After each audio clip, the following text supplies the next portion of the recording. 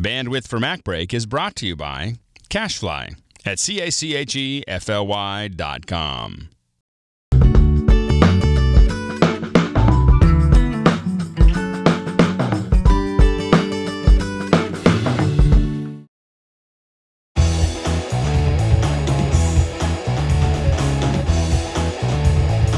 Hi everyone, welcome back to MacBreak Dev. I'm here again with Keith Lang from Plask. How you doing? Good, Alex, and you? Good, and we are we're talking once again about Quartz Composer. Yep. Our favorite little app. There's so much in there. Yeah, I mean it's just this incredible thing that, and I think this is important for Mac users in general, is that I think one of the reasons that games aren't as popular on a Mac as they are on a PC is because Mac folks are creators. You know, we want to play with something, we want to mess with it, we want to build it out. I think that that's something that and this is the perfect place to do this.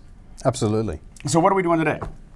Today we're looking at the power of Quartz Composer to do some kind of heavy lifting. And you might be thinking of this in terms of being a developer. You're thinking, I really want to do something fancy with calculating how images change over time, but I don't know anything about that kind of math. Right.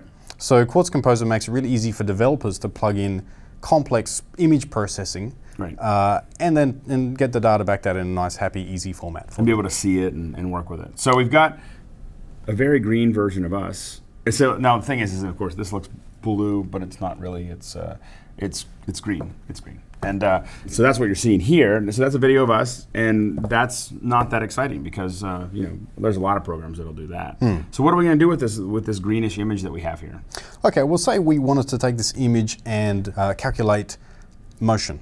Say we wanted to do a computer game about about if people were moving in front of it, then something exciting happened. Like blah. Then that's normally complex maths, and we don't really know how to do that. But Quartz Composer lets us really easily structure it, basically. Okay, so what's this structure doing?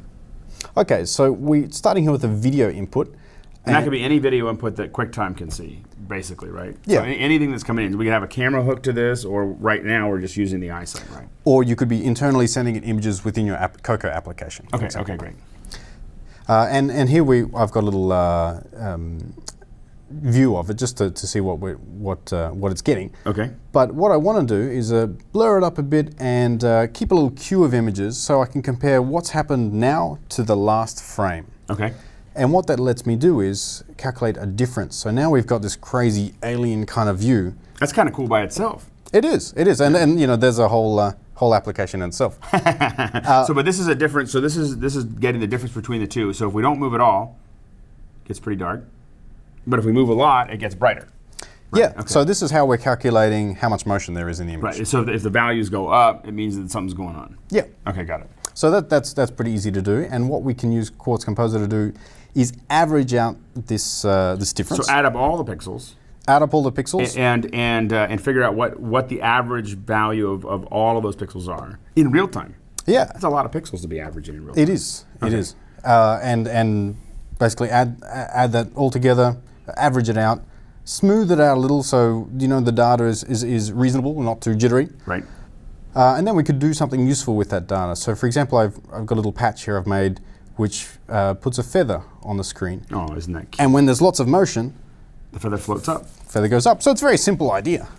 Right. If you go too crazy, it probably goes off the screen. But it'll keep on coming down. Yeah, you could see it. You could see it being a game where you had to keep it in the middle as long as possible, or something much more complex. This could be combined with something else to make it much more complex. You can integrate very easily into a Cocoa app, for example. Right. Just want to make it go up a little bit higher. But the key is most of the heavy math. I mean, this is actually a pretty straightforward graph. So the heavy work is being done by Quartz Composer for us. And on the graphics card. So that's not taxing our system as heavily as if we decided to do it all internally with our own code on the processor. Right. Very good. So we're going to put this up for you. It's right here. So just go there, and you can get a hold of this. You've got a blog that you're working on. I do. It's called UIandus.com. What's it about? It's UI for user interaction and user interfaces. So, and you guys have some of the best. So I understand why you're so focused on it. So. Well, there's some inspirational kind of Mac developers out there, and getting these people talking to one another, because we're all really interested in how's he do it, and what about different approaches? Hey, this has worked and this is not. So it's kind of a way to share these little insights that we've all learned and put them together. So UI, the letters, UI. Letter UI and us.com. And Keith Lang from Plask. From Plask. And, we make Comic Life and Sketch and Doozler and a whole bunch of stuff. Doozler. Very good.